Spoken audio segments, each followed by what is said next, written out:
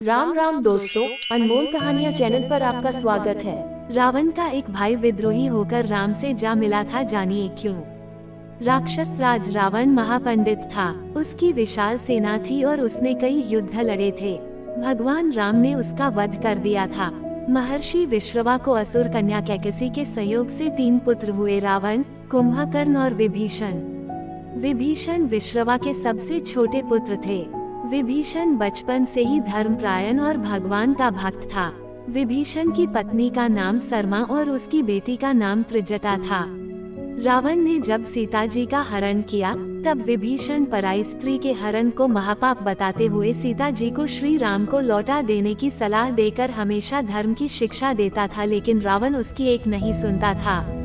अंत में रावण ने उसे लंका से निकाल दिया। हनुमान जी सीता की खोज करते हुए लंका में आए। उन्होंने श्री राम नाम से अंकित विभीषण का घर देखा। घर के चारों ओर तुलसी के वृक्ष लगे हुए थे। सूर्योदय के पूर्व का समय था। उसी समय श्री राम नाम का स्मरण करते हुए विभीषण जी की निद्रा भंग हुई। राक्षसों के नगर में श्री राम भक्त को देखकर हनुमान जी को आश्चर्य हुआ। 2 राम भक्तों का परस्पर मिलन हुआ। हनुमान जी ने उनसे पता पूछकर अशोक वाटिका में माता सीता का दर्शन किया। रावण के निकाले जाने के बाद विभीषण के पास और कोई चारा नहीं था। वे प्रभु श्री राम की शरण में चले गए।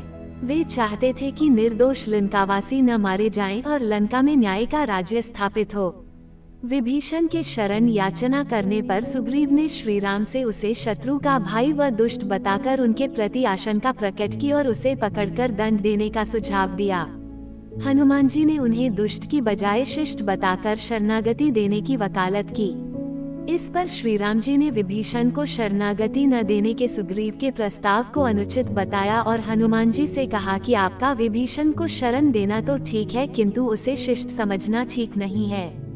इस पर श्री हनुमान जी ने कहा कि तुम लोग विभीषण को ही देखकर अपना विचार प्रकट कर रहे हो, मेरी ओर से भी तो देखो, मैं क्यों और क्या चाहता हूँ। फिर कुछ देर हनुमान जी ने रुककर कहा, जो एक बार विनीत भाव से मेरी शरण की याचना करता है और कहता है मैं तेरा हूँ, उसे मैं अभयदान प्रदान कर देता हूँ। यह मेरा व्रत है, इसलिए विभीषण को अवश्य शरण दी जानी चाहिए। विभीषण का एक गुप्तचर था जिसका नाम अनल था। उसने पक्षी का रूप धारण कर लंका जाकर रावण की रक्षा व्यवस्था तथा सैन्य शक्ति का पता लगाया और इसकी सूचना भगवान श्री राम को दी थी। विभीषण ने ही राम को कुंभकर्ण, मेघनाद और रावण की मृत्यु का रहस्य बताया था। भगवान श्री राम ने विभीषण को लंका का नरेश बनाया और अजर अमर होने का वरदान दिया। विभीषण जी 7 चिरंजीवियों में एक हैं और अभी तक विद्यमान हैं। विभीषण को भी हनुमान जी की तरह चिरंजीवी होने का वरदान मिला है। वे भी आज सशरीर जीवित हैं।